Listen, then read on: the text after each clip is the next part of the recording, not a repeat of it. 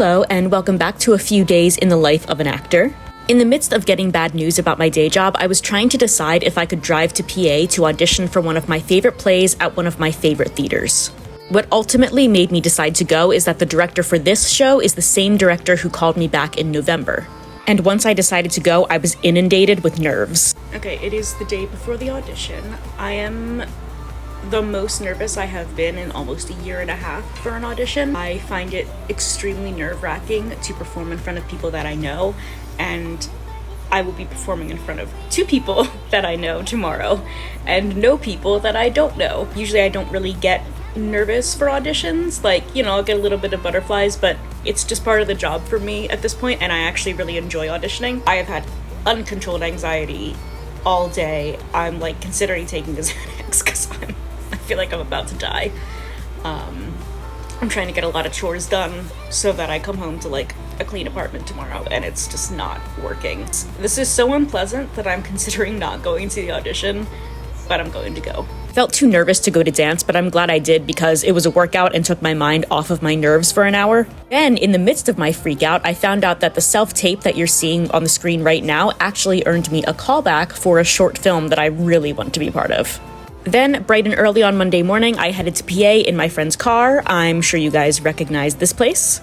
And weirdly, despite my intense nerves on Sunday, I felt totally fine on Monday. Still nervous, but not nearly as much. Okay, I just got out of the audition. It went okay. I was really nervous because I was doing a monologue from the show, which is usually kind of a risky thing to do. I didn't have enough time to memorize a new one because I decided to come to these auditions last minute because I wasn't sure if I could afford it, blah, blah, blah.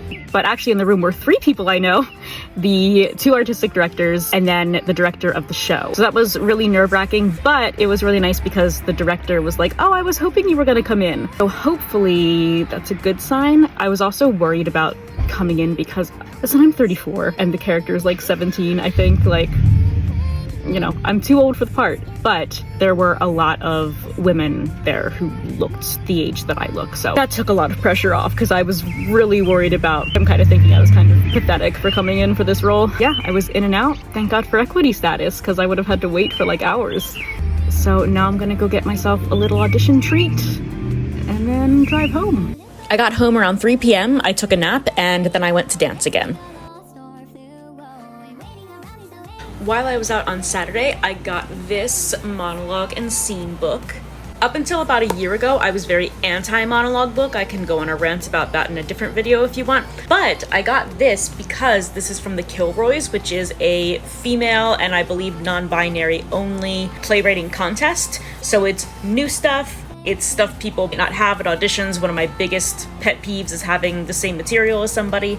And yeah, 67 monologues and scenes by women and non-binary playwrights. And I got this because I realized that I did not have a second comic monologue, which I was supposed to have for my audition this past Monday.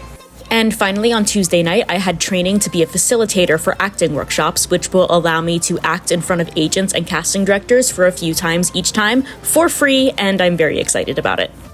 Okay, bye!